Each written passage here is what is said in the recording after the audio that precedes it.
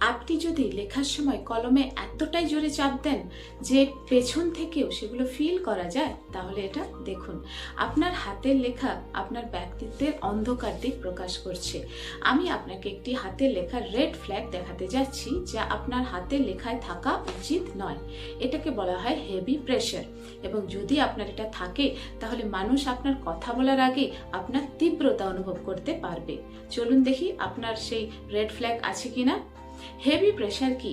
এখনই আপনার হাতের লেখা দেখুন। আপনার কলম কি কাগজে গভীর দাগ তৈরি করে? কাগজের পেছনে কি দাগ অনুভব করতে পারেন? আপনার লেখা কি এতটাই গাঢ় যে প্রায় কালো দেখায়? এটাই হেভি প্রেশার, এবং এটা আপনার সম্পর্কে কি প্রকাশ করে? হেভি প্রেশার মানে আপনার তীব্র আবেগ রয়েছে, মানে আপনি সবকিছু অন্যদের চেয়ে 10 গুণ বেশি অনুভব করেন। আপনি খুব সহজেই ট্রিগার হন এবং ক্ষোভ পুষে রাখেন। আপনার শরীর সবসময় উত্তেজিত, সবসময় সতর্ক থাকে। আপনি অসমাধানকৃত ব্যথা এবং ট্রমা বয়ে বেড়াচ্ছেন। আপনার লেখা যত গাঢ়, আপনার আবেগের বোঝা ততই ভারী।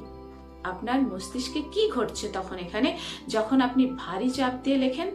আপনার স্নায়ুতন্ত্র যুদ্ধের মোডে থাকে, আপনার পেশি টান টান থাকে, আপনার স্ট্রেস হরমোন বাড়তে থাকে। আপনার মস্তিষ্ক আক্ষরিক অর্থে বলছে, আমি নিরাপদ নই, আমাকে নিজেকে রক্ষা করতে হবে। আপনি যে তীব্রতায় জীবনযাপন করছেন সেই একই তীব্রতায় লিখছেন। আপনার কলমের চাপ নিচের দিকে ঠেলছে, ঠিক যেমন আপনি আবেগের দিক থেকে মানুষকে দূরে ঠেলে দিচ্ছেন। কিন্তু এখানেই সুসংবাদ, আপনি এটা ঠিক করতে পারবেন গ্রাফোথেরাপির মাধ্যমে। প্রতিদিন 15 মিনিট হালকা চাপ দিয়ে লেখা প্র্যাকটিস করুন। কলমটি আলগা করে ধরুন, খুব জোরে আঁকড়ে ধরবেন না, আর সফট পেপার ইউজ করুন। লেখার সময় গভীর শ্বাস নিন আর নিজেকে বলুন, আমি টেনশন ছেড়ে দিচ্ছি, আমি শান্ত। 30 দিন পর আপনার স্ট্রেস লেভেল কমবে, আপনার রাগ কমবে, আপনার সম্পর্কের উন্নতি হবে, আপনি আবেগের দিক থেকে হালকা অনুভব করবেন।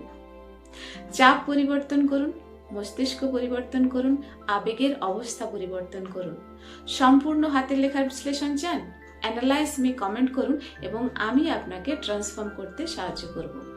আরও গ্রাফোথেরাপি সেক্রেটের জন্য আমাকে ফলো করুন, যা সত্যিই কাজ করে। আর মনে রাখবেন, আপনার হাতের লেখা প্রকাশ করে সেই সব যা আপনি মুখে বলেন না। নমস্কার।